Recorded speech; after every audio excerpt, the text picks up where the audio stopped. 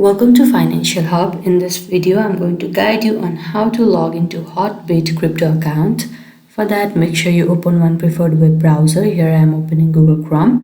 Now at the search bar, you have to search Hotbit crypto login.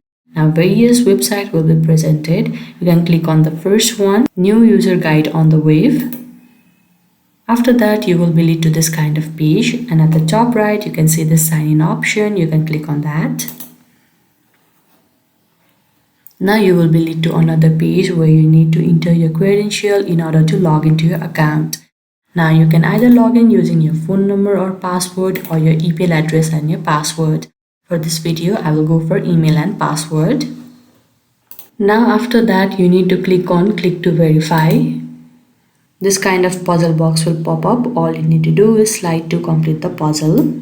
After the verification is success, you can click on login and you will be logged in to your Hotbit crypto account. I hope you found this video helpful. Don't forget to like this video and subscribe our channel Financial Hub. Thank you.